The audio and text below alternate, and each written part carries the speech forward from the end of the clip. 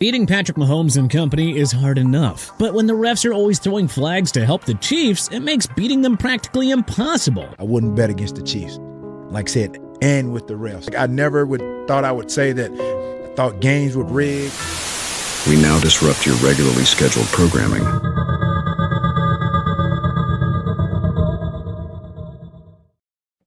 Greetings, fellow Wanderers. We're Fred and Jay, and we are your hosts for Wander Beyond, exploring the unseen, understanding the unsaid. Welcome to episode 8. Feels good to get this far into this now. I need to point out before we go any further, this episode is being recorded just 5 hours before the Super Bowl. And I know it won't air till a couple of weeks afterwards. So it'll be interesting to see if some of the things that we're talking about today actually wind up happening. What if we just nail it? Hey, yeah, I mean, that's great. If we do, then all of you need to tell 20 of your friends about this episode and get them all to watch. We'll end up on TikTok with that eerie music thing in the background. Right, exactly. Yeah. So in honor of the Super Bowl, we're going to be talking about this Super Bowl, perhaps some of the little backstory, the controversy with Travis Kelce and Taylor Swift. And there's a topic that's out there that's kind of hot right now. Is the NFL scripted? Is it rigged? I know it's a pretty far out theory, because just think of how many people would have to be involved in order for it to be true. That being said, there's an awful lot of evidence out there that it could be rigged. And when we get a little further in this episode, Jay, you and I can talk about theories of how it actually could be rigged, because I've been thinking about this all night, because I did so much research on this yesterday, and I have a couple ideas about how this could all happen. But anyways, so before I start showing stuff, Jay, what do you think about this? Well, like you said, it's really tough to prove. There would be an awful lot of people involved. And somebody by now would have gotten super salty and leaked something.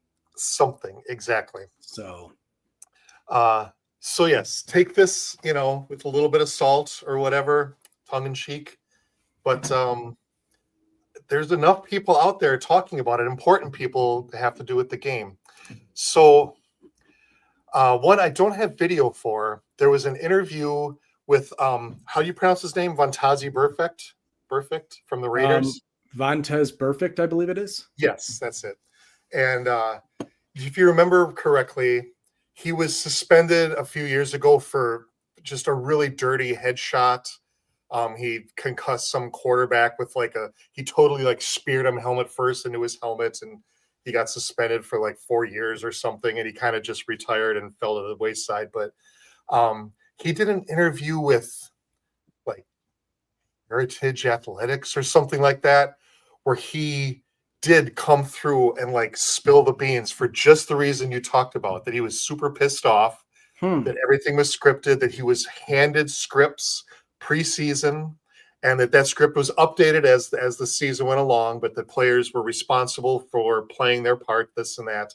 And he was super cheesed off because everything that happened allegedly was scripted, that basically his career was done for, that it was all, this was all put in place before he even set foot on the field. And he was awfully bitter about it. So if that was true, though, why would he be bitter about it? Because wouldn't it have all been planned in advance, and that was his role in the whole thing? Right. Yes. And that's what I'm saying, grain of salt, because it did ruin his career. And so why not get some, Is he the one that put the hit on Antonio Brown that supposedly gave him CTE real bad? And maybe what team did he play on? Oh, I forget. I mean, and Antonio Brown, the receiver that got hit, played for the Steelers at the time. Yeah. But I don't remember what team Burfict was on. I want to say it was the Saints game. They were playing against the Saints when he got. I don't remember. Also, full disclosure, I am not a huge sports person, right? I'm in Wisconsin, so I'm a diehard Packers fan forever. Of course, I like Brewers and Bucks. Outside of that, I really don't pay super close attention. So Jay's gonna help me fill in some of the blanks here. But yeah, he I guess he was known for being like a totally dirty player the whole time, and he was saying that was his role, whatever. So whatever, be that as it may. That'll be interesting to look into. So, while I did say that, like, do I think sports is rigged? I don't think it's rigged per se. Do I think it's maybe influenced? Absolutely. Sure. Like, the league has its interests. It's an entertainment league, right? There's billions and billions and billions of dollars involved in all this. For real. I mean, do they slant things? Almost certainly. Sure. Well, let me just talk about that now then. Of course, if you were going to do a purely scripted game, okay, Jordan Love, you're going to go out, you're going to throw here, he's going to drop the pass. On the next one, you're going to throw it there, he's going to be there. That would be awfully hard to do. Like, just take people squealing out of the equation.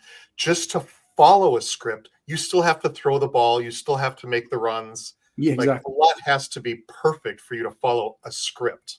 Yeah, you have 300-pound men screaming at your head trying to take your head off while you're throwing. Yeah, no kidding. And you see how hard they play and the injuries and this and that.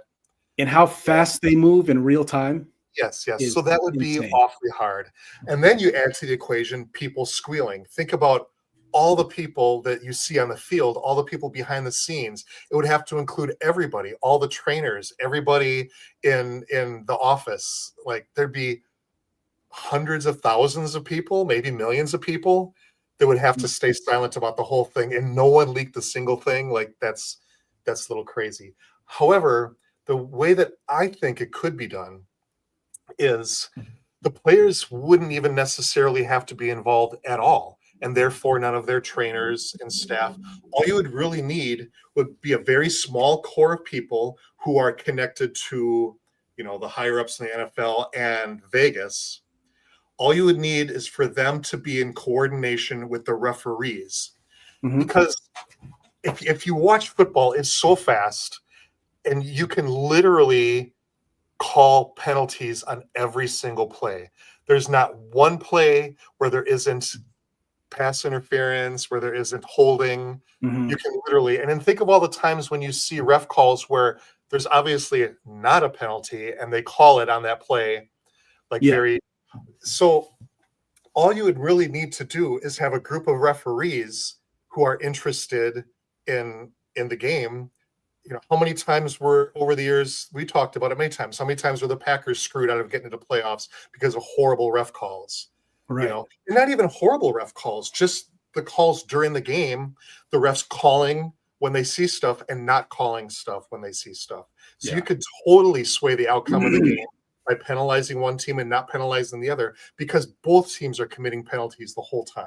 Like you said, you could call penalties on almost every play. And to be fair, as a Packers fan, when Aaron Rodgers was in his prime, we benefited from that stuff. You couldn't breathe in his direction. Well, yeah, and that fits in totally. If Aaron Rodgers was like the league's, golden boy, he was the poster child for the league. Right. So the league, so Vegas, everybody had a vested interest in making sure that Aaron Rodgers was the king, that he couldn't throw a ball that wasn't perfect. And now it's Patrick Mahomes. So exactly, that's where a lot of these theories are coming from now. So yes, and absolutely, Aaron Rodgers could benefit from the ref calls and whatnot. Plus, the refs wouldn't have to rig every play, every game. They just have to watch the overall season and who do they want to be in the Super Bowl, and they, touch stuff on the edges here and there, this call, this missed call, whatever. And by the end, over all the hundreds and hundreds and thousands of plays, the final outcome is Eagles, Chiefs in the Super Bowl. Because you wouldn't necessarily even have to have a script like, oh, you're going to drop the I'm saying, right. pass. All you have to do is let them play. And if we really want whoever, the Chiefs or the Packers or the Giants or whoever to win, every time they make like a crucial first down, holding 10 yards. Precisely, because you can call holding on every play with almost every player. Right. Because it's such a gray area too. What is holding? What's not holding? I always thought, and they'll never do it, I always thought that other than offsides penalties, there shouldn't be any penalties in football. Well, that'd be pretty. When a hold. If pass interference, hey, that's up to you to get open. Yeah. Roughing the passer, get out of the way then. I don't know. Yeah, I mean, obviously, I'm being a bit hyperbolic, but there should be way less penalties. Absolutely. I don't remember there being this many penalties in the 80s and 90s. No, God, every year they add new stuff. Every year they add tons of stuff. Yep.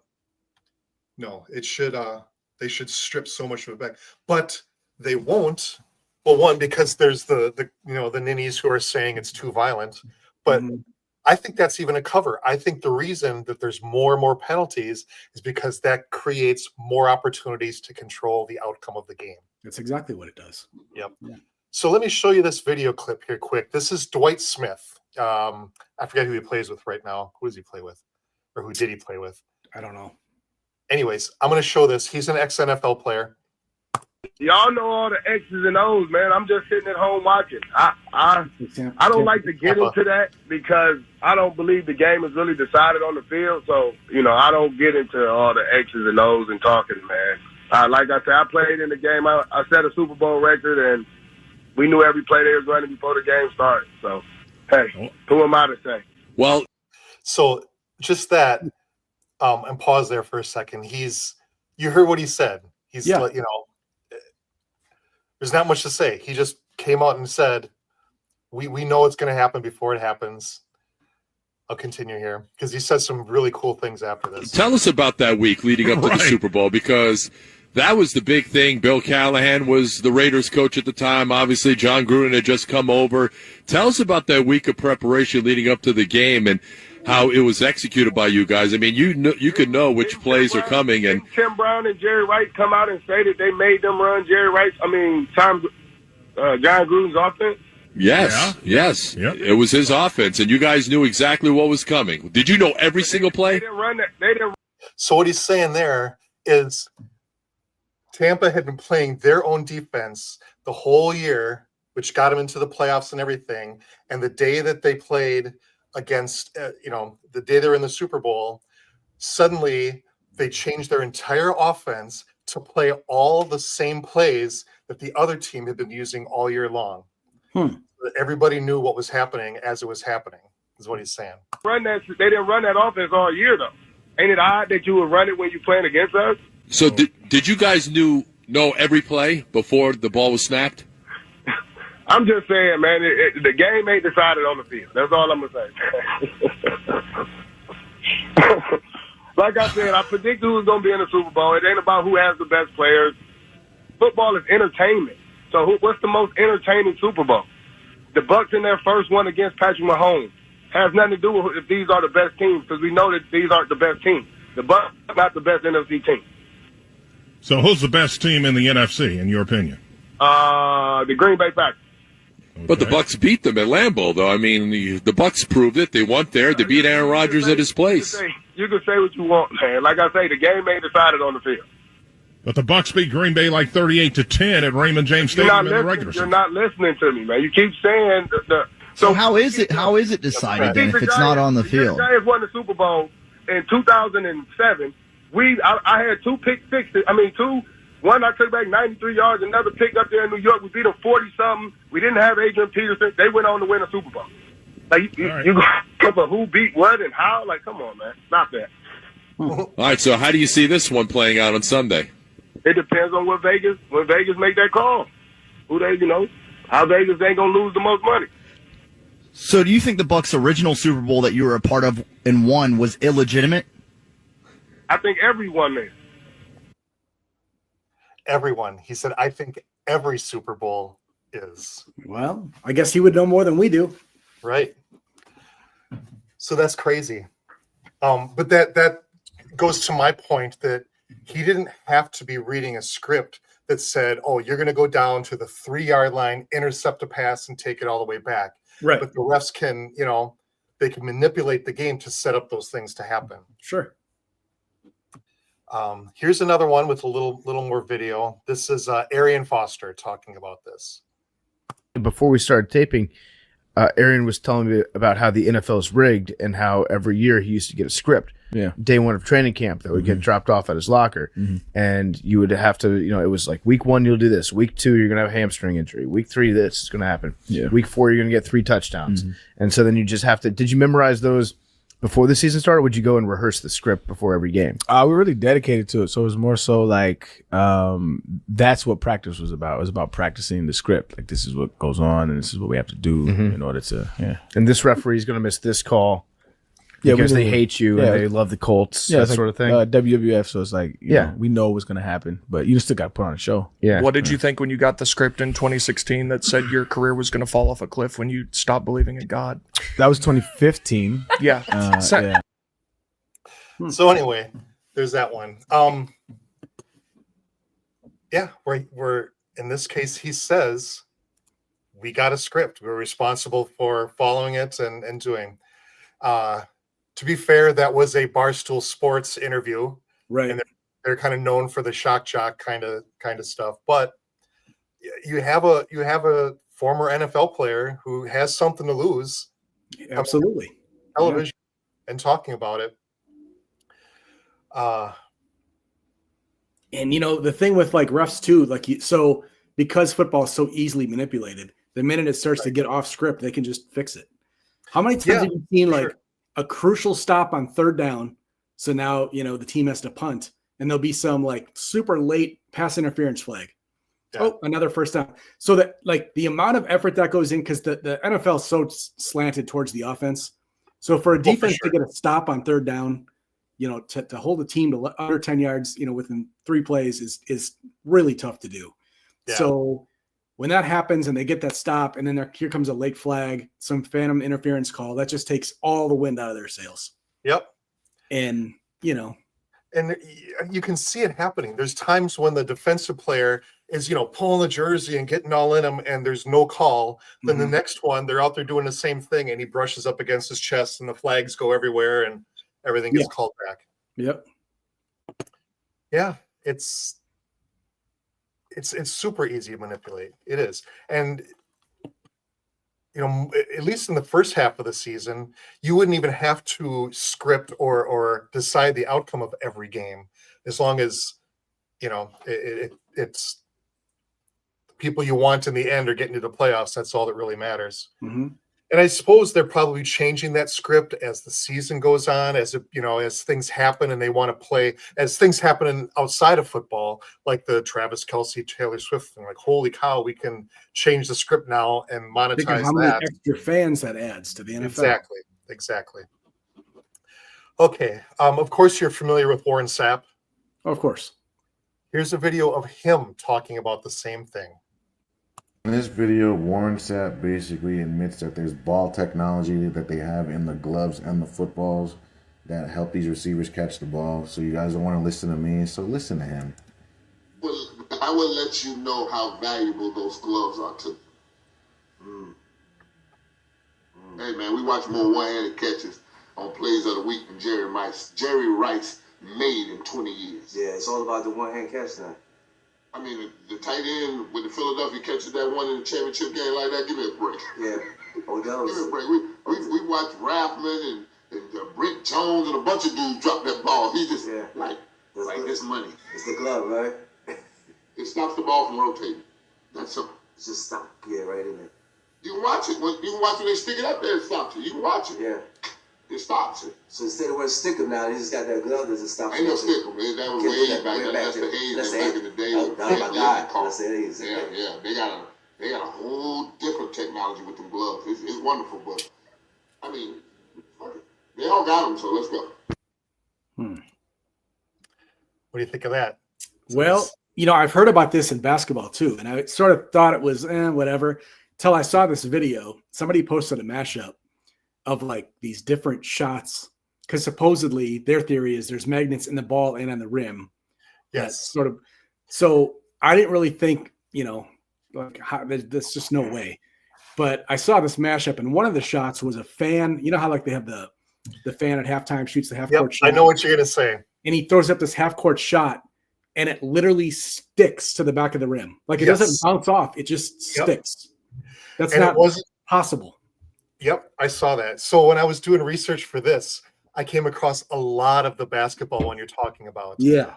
And yes, that one, he had the fan had to do it from, he had to make a layup and then a free throw, and then like one at a 3-point shot, and all 3 of those were air balls. He didn't even come close. And he goes to that half court, launches it up, and it comes and it hits the backside right before thing, and it just goes dunk and just stops dead. Sticks. It didn't wedge in. It wasn't, whatever. It just stopped dead on a flat surface. Yeah, just from half court. Boom, and it was insane. I challenge anyone that doubts that now to go replicate that, because I've heard theories like, "Oh, it's because the spin on the ball canceled out the." I'm like, cool, and go show me. Go do it. Yep. It's not possible. Put that spin on. It's not possible, especially where it's stuck. Right. I don't know if people understand. You have the rim, and there's that little flat piece of steel that connects it to the backboard. It landed on top of that and just stopped dead. Just boom. Yeah. Didn't bounce, didn't roll, didn't spin. It just like it's stuck in putty. Like it's stuck to a magnet. I know.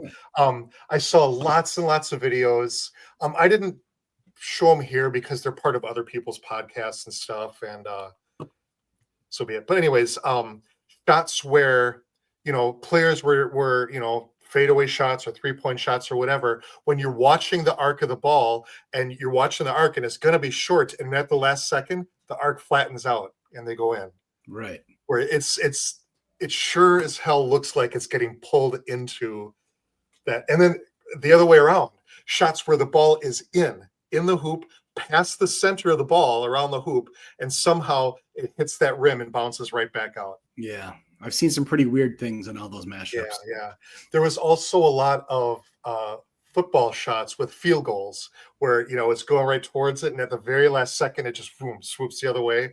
And it's the same thing that they're talking about, magnets in the ball and the goalposts and this and that. And maybe you can't totally control every field goal, but if you could just control it on the edges over a period of time. Or maybe they didn't follow Neil deGrasse Tyson's advice and adjust for the rotation of the earth. Maybe that's it. Right.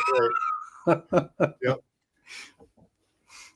Exactly. But yeah, I've seen some weird stuff with that too, where like it doesn't. Right. And I understand football would be when you're kicking a field goal and your leg's coming through that ball, it's gonna sometimes put spin on it. There's some stuff that. Yeah. There was one the Packers kicked, Mason Crosby, against, I want to say it was the Cowboys, that they called. They gave it like a nickname, like the hand of God field goal or something, where like it was like clearly going wide right, and at the last minute it completely reversed, against all physics direction in went in. So right. So let's get into that a little bit. I did some research on this, and the NFL, along with I won't remember the name of the college. It was somewhere out west. The NFL and this college teamed up with engineers from Disney. Why they would be involved at all, but they came up with the technology that's used today to track the football on the field in 3 dimensions on the field. So you see, the plays where they show the trail of the ball on replays and all this. This is that. So if you take the ball apart, you see that there's a metallic band that goes all the way around, and that's connected to like a little transmitter thing, and then there's a wire that goes through around to the other side, and there's a little battery pack, on the outside of the rubber bladder, and then the whole thing is covered up. So there's people saying, well, if you have all of that inside the ball, how hard would it be then to be outside the ball and control that ball using magnetism? You have a ball that's completely covered in metal on the inside of the ball. Mm-hmm. It wouldn't, if it's up there, could it be? I don't know. But like you said, there's some awfully strange things on camera. Or is there also a transmitter where there's some guy with a pad who just pushes left or right and that ball, Yeah. I mean, it wouldn't be, it's not like it's like impossible. No. And think about like even your cell phone with the vibration in there and everything. It's just a little motor that spins, that sends it left and right. Could you have something similar to that inside the ball where, like you said, go left, go right, where it's putting spin on it one way or the other? Sure. I don't know. I'm just spitballing here, but it's not like this technology doesn't exist. Right. They certainly could do it. And how would we know? How would anybody know? Right. So I'm going to show this commercial earlier when Warren Sapp was talking about the gloves and all that. This technology actually exists. It's a company that currently exists. This company was founded by 2 former NFL players, and you'll see them here.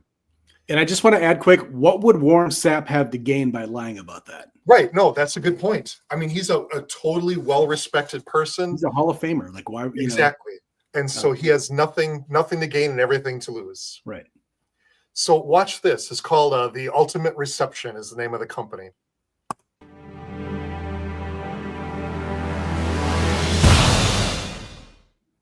Hi, I'm Colin Loeffler with the Minnesota Vikings, and this is The Ultimate Reception.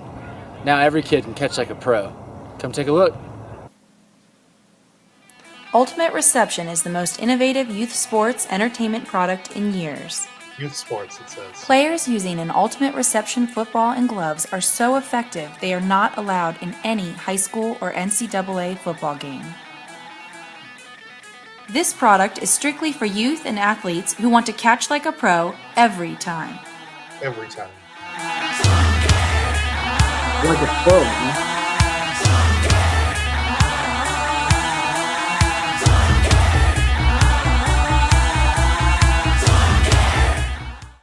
Ultimate Reception features a patent-pending magnetic grip system that literally makes the ball stick to your hand. And with the smallest, strongest magnets in the world on your side, it usually only takes one hand.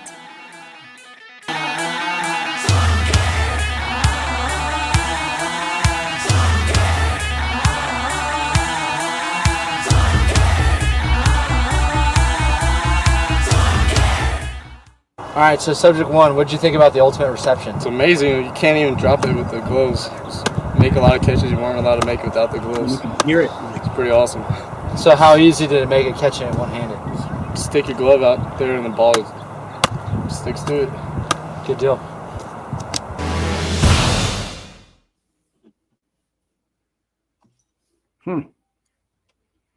So think about all those times, right?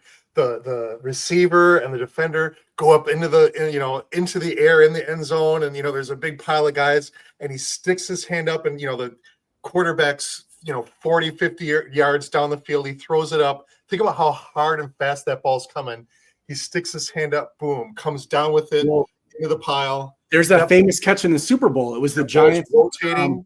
Yeah. Let me see if I can find that quick. So that ball's flying. I don't know how fast they're going, but it's got to be cruising. Those balls are hard. And it's rotating, and it comes up, and it just stops dead in his hand and pulls it down. It happens constantly. Think about all the physics that would – and then, your hand – I know you can pick up a football, but just imagine that with a little bit of speed and rotating and everything else. There's no way. Right. Let me see if this is the one.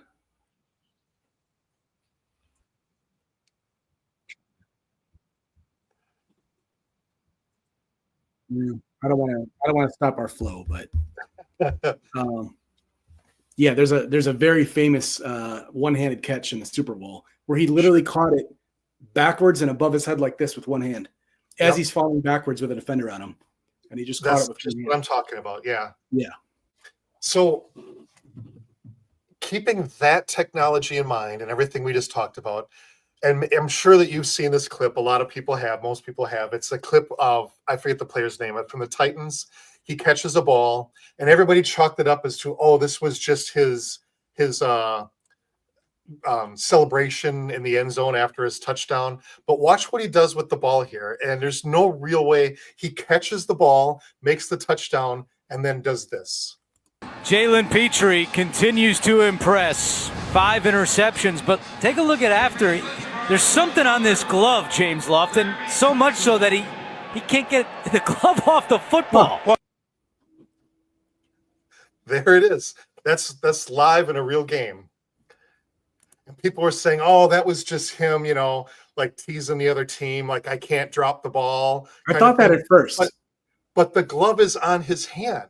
Yeah. He catches the thing, then he pulls the ball off, and the glove is still on the ball. Yeah. So either there was a magnet there, or he had tons of stickum on there, which is also illegal. Right.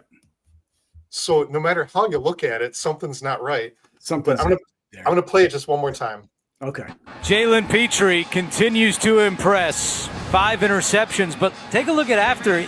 There's something on this glove, James Lofton. So much so that he can't get the glove off the football. Yeah. I mean, at first I thought that was just his celebration, like, oh, my hands are so good that. But then when he takes his hand out and the glove just doesn't move. But then someone has to explain to me how he got the glove to stick to the ball right there on the spot. You know, no one ran something up to him and handed it to him. Right. Something had to be in place. And, you know, it's easy to say, no, that was just his celebration. He's just razzling the team. I can't drop the ball. And then everyone just like, oh, okay, and just drops it. Like, no, there's something there. Stop for a second. Yeah. So did in some of the stuff you were researching, did you see the David Blaine thing with the basketball? Oh, yes. What is it? Is it the ball, or is it magnets or something like that? I don't remember like how it went, but wasn't that a pretty good demonstration? Yeah. I've got it pulled up if you want me to share it. Do you have it? Yeah. Oh, okay. And I don't remember what this was, so I'm just going to share it. Okay, share it. I'll put it up. I just found it, and okay, let me. Hey, what's going on out there? Welcome back. Today we're going over the 2007 NBA commercial. Can you see this? Blaine speaks on the NBA, and Baron Davis making mockery of their fans. The game is rigged, folks. Baron Davis can make a shot from anywhere on the court. Is it magic or is it magnets? Magnets placed on the ball, ensuring a strong attraction to the metal rim. Watch. When Baron needs more magnets, Baron gets more magnets. Don't believe me? Watch the NBA playoffs and you'll see there's really no other explanation. Okay. Yep. There was lots of like parody videos where when I was researching this, where they were showing games on the field or on the court where the ball did really weird things, and they'd be like, boom, is it magnets or is it magic or is it magnets? Oh, yeah. And they would play like 40 times in the video. But there's just so much of it out there. I mean, what I'm showing you is just, I'm not even showing you games. I actually had some problems because of NFL films and stuff. They're like, I was able to share the stuff that you've seen already because it was sort of through a third party. I don't think it gets flagged the same way, but I didn't want to show a lot of stuff from the actual field. But there's just tons of it out there. If anyone just wants to research this at all, just hours upon hours of really weird plays. There's like, I've seen clips of people like Steph Curry, Luka Doncic, like at practice. Like there'll be like a rack of balls, you know, and they'll just grab them off the rack at like 3/4 court and just hit 3 or 4 in a row, like they're shooting free throws. Right. I mean, I know these guys are good and everything, but nobody's that good. Come on, you know. Yeah. So all of this is sort of leading to a point about today's game. So if you can accept all this and accept the possibility that games could be scripted and or rigged, and that the refs and everything in Vegas has a hand in it, and for some reason Disney, I don't understand that at all, have their hand in all this. There's a story that's currently out there that this Super Bowl it was scripted, it was rigged, that it was going to be these two teams from the beginning, and that it's already scripted that Kansas City is going to win. Supposedly this was leaked, and if you look it up, I don't have any video examples because I got most of it from other people's video sites. Supposedly the Eagles are going to be ahead, by 4 points going into the half. During the half, they're going to show the inside of the Kansas City locker room. Travis Kelce is going to be losing his mind and giving his troops a big pep talk. He's going to be standing up with the helmet, shouting at his team that we got to do better, da-da-da-da-da. And they're all going to come out screaming and all, testosterone induced. They're going to come out and just kill it in the second half. The score is going to go back and forth a little bit, but in the final 2 minutes of the game, Travis Kelce is going to get the ball, and he's going to run it in with just seconds left on the clock for the game-winning touchdown. He's going to be the hero. The news media is going to go wild over this story. He's going to be, pointing up into the crowd. There's going to be the obligatory shots of Taylor, cheering her man on the whole time and crying when he does something good. And then Taylor's going to come down onto the field with them during the big post-game celebration. Travis Kelce's going to get down on one knee and propose to Taylor Swift on the spot. Of course, she's going to say yes. And then that same day, Travis Kelce is going to announce his retirement from football. That he's going to retire on top. And then if you think you'll never see him again, you'll be totally wrong, because he's going to be on every TV show, every commercial, every social media. Him and Taylor are going to be everywhere. And oh my gosh, think about that wedding, how heavily that's going to be bigger than royalty. And he'll start making more money than he ever did playing football. Oh my gosh, way more money. That's why he'll retire. Mm-hmm. So that's the story that's out there. It'll be interesting because the game starts in just a couple hours here. It'll be interesting to see if any of that's true. I don't know. It may not go exactly that way, but I can totally see something like that happening. So that story's out there. So when you watch this episode, if we're right or we're wrong, please make sure you comment and you either give us all kinds of shit because we're totally wrong and off base here, or you must bask in our greatness and tell us how we just nailed this perfectly. So back to the Travis Kelce thing. There's I didn't pull up any videos of it because even though I've heard of these things, I couldn't find any direct evidence. But this show being what it is, I'm going to go ahead and say them anyway. So it was a number of years ago when Kelce first got into the NFL. There were some photographs that a blogger that I was following had shared. There were photographs of Kelce on the sidelines or on the field standing, not in the middle of the play, just photographs, whatever. And you could see what totally looked like down the side from his jaw all the way down, all the way around, where there was a little bit of discoloration in a line going all the way around. And it sure as hell looked like some of it was peeling up. And a lot of people were saying at the time, that's a skin mask, that it's actually a different person. I don't know what that means. I don't know why it would be done, but I saw many photographs that showed that exact thing. And did it look just like that? It looked just like a mask. But here's the thing. So when I was looking, I found these photographs in another person's blog, so I didn't want to steal them. But I went online, obviously, to find them on my own so I could share them all with you. Of course, I can find no mention of it. I can't even find mention of the controversy from the year that it happened, which was his first year in the NFL. I forget who he played for at the time. It wasn't the Chiefs, I don't think. But anyways, I couldn't find the pictures anywhere. I was even looking, going in deep into Reddit posts about the NFL being scripted and this and that, and Travis Kelce. I went on fan sites and hate sites. I couldn't find mention of that skin thing anywhere. So was it made up by the blogger? Possibly. I guess I won't say that can't happen, but I saw the pictures and now I can't find it anywhere. Huh.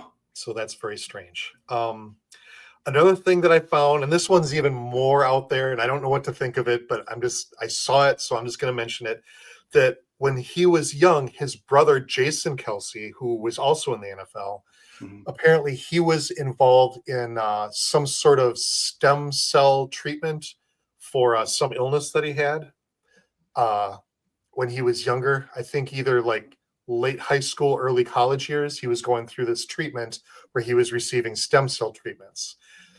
If you look back, there's all kinds of video I could find of Jason Kelce in high school football, college football, this and that, but I couldn't find anything at all about Travis Kelce's early athletic career. That he played, I think he played basketball in high school. I don't know what he did in college, but there's very little information. And this is the conspiracy theory, was just a few months after his brother Jason started going through stem cell treatments that suddenly Travis Kelce went just from an average or below average college player to suddenly being one of the front runners in the NFL draft, and then getting picked and being the superstar that he is. Wow. And that before that point in time, when his brother was getting stem cell treatments, that he wasn't a great athlete. And so, of course, people are drawing the connection, saying, what happened to Travis Kelce? Was he a beneficiary of the same treatment or something similar? That somehow he benefited from a result of his brother's treatments? Were they both receiving them? I don't know. Wow. Again. Sorry to interrupt. An interesting tidbit. Do you know what team that Jason Kelce played for? No. The Philadelphia Eagles. Oh, really? Yeah. There you go. Interesting. No, it is interesting. Just another one of those coincidence things. But again, this was information, the stem cell thing, that I found on other people's blogs, on more than one. But when I went to actually find the information on my own, I can't find it anywhere. So if anybody out there listening has that information, please forward it to us or come on the show. We'll have you talk about it. But I couldn't find it, so either it was made up by the two different bloggers I looked at, or the information was scrubbed, which we know happens. So, which has been happening more and more and more lately. How many times have you and I talked? Oh, and yeah. I'm telling you about something, or you're telling me, and then we go to look it up, and it's just gone. This is gone. Yep. I mean, it's been happening a lot lately. Yeah. So. And then if you want to get into the whole Mandela effect thing, that could also explain it. And we're going to do multiple episodes on that because we got some doozies. But that would also explain some of this too. That I have a memory of these things happening, but now that I go back and look for them, I can't find them anywhere. That's true. You know? I didn't even think about that, but yeah. And you and me talk about the Mandela effect all the time. Constantly. So, we're going to be doing some episodes on that. That should be soon, if not the next one. But yeah. So there's that. Then a lot of you have seen this. I'm going to play Travis Kelce teaming up with the U.S. government to promote COVID shots. Yep. So he was in a lot of commercials. So I'm going to show a commercial just so you can see it. And now when you watch this, think about all now that we know about the COVID vaccines and the flu vaccines and all the harm that it's done and all the people it's killed and all the lies and falsehoods surrounding that, which is also going to be an entire episode about that, if not multiples. But here's this commercial. Did you know you can get this season's COVID-19 shot when you get your flu shot? Two things at once. Two things at once. Remember. Two things at once. I'll have two things at once, please. Now back to two things at once. Two things at once. That's not two things at once. Mom. Travis, ask about getting this season's COVID-19 shot when getting your flu shot. So there's that. Just connections. I just showed that just to show that he is involved in things outside of football that are controversial, that he's being paid by Pfizer, who we know now are a lot of our tax dollars are going to subsidize them. Right. That he's receiving our tax dollars to promote COVID shots and flu vaccines, flu shots to us. So he's involved in bigger things too. And you know that if he does leave football, even regardless of whether he marries Taylor or not, I could totally see this being his last year in the NFL. Well, me too. If they get the ring this time, I think that'll be that. So he's involved with that. He gets a ring, and now Taylor gets a ring. Oh my God, you're right. You can hear it now. Yes, and both of them showing their rings together. Yep. Oh, isn't that cute? Yes. I love it. Oh, just think of all how obnoxious that wedding's going to be. The weeks and months leading up to that. Yeah. It's going to be televised, and oh my goodness.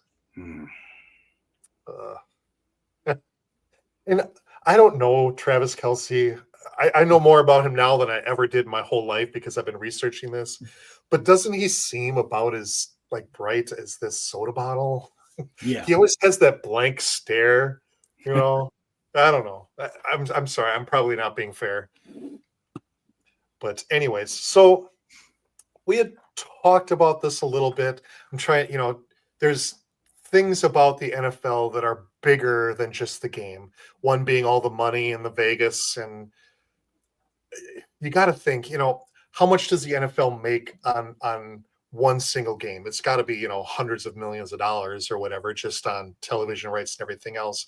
But then when you figure, if they're getting kickbacks from Vegas and all the money that they make, that's way, way more money, I would venture to guess, that they're getting way more money through betting, through all the betting apps and Vegas and everything, that they would get from the actual people paying tickets to go see the game. Yeah. So there's a way bigger incentive to make sure that these games. Yeah, and I've had people say to me, like, why would the NFL do that? They make so much money, and I always say, have you ever heard somebody say, like, I'm making enough money, or I'm making too much money? Right. Never. Right. So right. And then I don't know, to get further out there on a limb, so there is all this money there. I would love to see it all truly audited by an outside person to see where all that money is going, because that tons of that money is probably being laundered to other sources, other political sources, which politicians are getting their kickbacks, all that kind of stuff. Sure. Money going into Vegas to make sure that one team or the other has whatever odds they want, and it's all got to be connected. Go get one your thing we vaccine talked about, get your Super Bowl ring. Right? Yeah. I wanted to just show this clip. It's Taylor Swift. Some of you remember this from the last Super Bowl, where she was in the stands with, what's her name? Diamond Ice or Vanilla something. Yeah, I forget, but yeah. And she's giving, or no, this wasn't, I apologize. I'm mixing up videos in my head. This was at the Grammys last year, and her friend, who was also in the booth with her at the Super Bowl, the one who was wearing the upside down cross. I remember that. I forget her name. It's Diamond something or Vanilla something or Ice something. Ice Spice, maybe? Yeah, I think that might be it. Yep, that might be it. And so through the whole Super Bowl, this girl kept pulling up and showing to the camera this upside down cross she was wearing during that. Then later, when the Grammys are happening, that same girl, Ice Spice or whatever her name is, was giving an acceptance speech on stage, and the camera cuts to Taylor Swift showing her while this other girl is giving her acceptance speech. And just knowing that this other girl's wearing the inverted cross, watch what Taylor does when this other girl thanks God for her success. My manager, James. I want to thank my producer, Ryan, for making the best music with me. Shout out all the other nominees in this category. I want to thank my Watch your reaction. MK Capital for always supporting me. And of course, God. Without God, none of this would be possible. Look at her. Like, come on. Look how happy she is before that. And then she thanks God. None of this would be possible. Look how upset she is. Yep. And then shortly after that, she has her videos out. A lot of satanic ritual kind of stuff happening. There is. There is. Her wearing the red makeup and the devil horns and everything. Yeah, and there was she was with Caitlin Clark, who's that WNBA star player, and she was with her in the press box a couple weeks ago. And every time they would pan the camera over, they'd both be doing this. Yep. And just think of like, Hollywood, right? So, and we'll get into all this stuff in a whole nother episode. Yeah, I think that we should follow this train and make that our next episode. We should talk about this subject. Go on. But like, so the Druids used Hollywood to make their wands, and when you think about like what spell casting is and all that, it's not Just some guy. You literally mean Hollywood, like sticks Right. from Hollywood. Exactly. Not Hollywood. Right. So think about like Taylor Swift concerts. There's like, and just her fans. I mean, it's almost like a cult, Yeah. And then they get all these people. There's actually reports of a lot of her fans reporting amnesia after her concerts. Oh yeah. So when you get all those people gathered, and you'll see this in Super Bowl halftime shows as well. There's a lot of ritualistic things going on. And when you get all those people participating in those, it's there's a reason. I mean, think of how many people are tuning into the Super Bowl. Yeah. So we don't know what sort of subliminal spell casting is going on. Right. And people think of spells as like, Harry Potter hocus pocus stuff, but all it really is how in the Bible it talks about when two or more gather in my name and all that kind of stuff. Well, there's a lot of stuff to that, and occultism, hermeticism, quantum physics, even. I mean, it all sort of ties together. But when you get all those people with all their energy going into one thing, you could manifest a lot of things. Yep. So, and as we talked about in the last episode and previous ones, that when you get a lot of people focusing on one outcome, that outcome is much more likely to occur. Yeah. And that's a scientific fact. That's not some speculation. That's not whatever. You can test it and you can prove it. Yeah. I mean, we've got halftime shows with Madonna sitting on thrones with the Baphomet head doing the Baphomet hand signals and like. Yep, her and that I forget his Beyonce had name. him. The Beyonce one, yep. Or what was it, 2 Super Bowls ago, where what's his name? The singer comes out in all the red. Was that Usher? I think he was in that same one because there was like, what's that? The Weeknd, maybe? It was one of them. But there were just some very, very blatant satanic imagery. Oh yeah, on stage, and the ritual dances and everything, and people dressed up as devils and demons and and think about how much production goes into that. They don't just randomly pick these. Hey, let's do this cool Baphomet devil's headdress. That would look neat. Yeah. And there's a lot of like symbolism of like, either people coming down from the sky or ascending to the sky. So like fallen angel symbolism or ascension. Right. I would venture to say you're going to see the same thing today in some form or fashion in that halftime show. Yeah. Let's do that next episode. Let's focus in on a lot of this ritualistic stuff, not just in the halftime show, but in Hollywood in general, and music concerts and movies. And we should break down today's Super Bowl halftime show in the next episode. I think that'd be fun. And we'll go through. So let's do that. I'll do some research. You do some research. I think that'd be a fun episode. Sounds good to me. All right. Oh, one other thing I want to show you. Again, with Kelsey and being connected to the government. At the end of the last Super Bowl, after everything happened, everything fell into place, and you see Taylor up in the stands and comes down to the field and plants a big one on her bow. Immediately after the Super Bowl, Joe Biden, of all people, goes on Twitter and posts this. Oh, let me, I just clicked to it. I got to share the screen. Okay. And he posts, share screen, this. Just like we drew it up. What? And that like, was, like, what the fuck? that was in response to, or that was aimed at Travis Kelce. Huh. So that was an actual tweet that he sent out, just like we drew it up. So that actually came from the Biden page? Yep, look it up. Go right now. You can just type in Biden, just like we drew it up, and this will come up. Well, I mean, I don't even know, like, literally what the fuck. For real. I mean, you guys want to bet against the Chiefs today? I don't. Right. So, and then, with all that stuff and those ritual, and then everything comes in threes, and that too.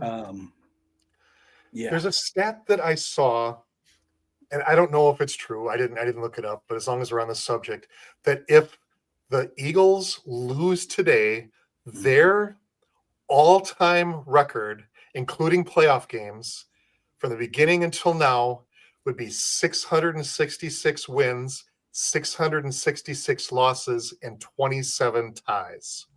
Really? And I didn't try to verify that. You all can try. But I saw that out there when I was doing the research for this. Wow. And so someday down the road too, when we do an episode about gematria. Yep. And I'm going to show them that video I put together of our little experiment, which was insane in itself. Gematria, by the way, is the study of how numbers relate to letters. And we'll get into that sometime. It's a whole thing.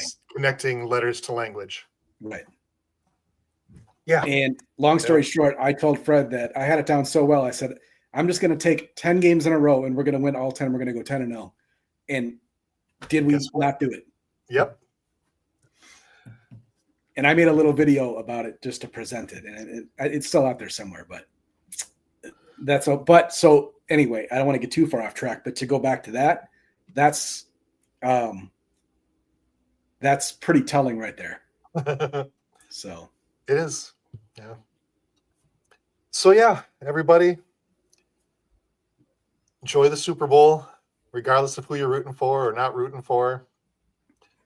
And when that script goes down exactly the way we said it would on this show, you better subscribe and share that shit on TikTok and spread it. No kidding. You owe us something for sure. Yep. And hey, if we're totally off base and you think we're full of shit, come on, bring it. Yeah. Post it. We'll get you on the show and we'll talk about it. We'll debate it. Absolutely. That's another point we need to always be reiterating is if people think that we're just full of shit and they want to debate us on stuff, we will always honor that. We will make sure that whatever the next episode is, it's the episode that includes you. We'll put you right to the front of the line. As long as you anybody stay ever wants to come on. What's that? Yeah. As long as I stay, respectful and presentable. Yeah. That is also our vow.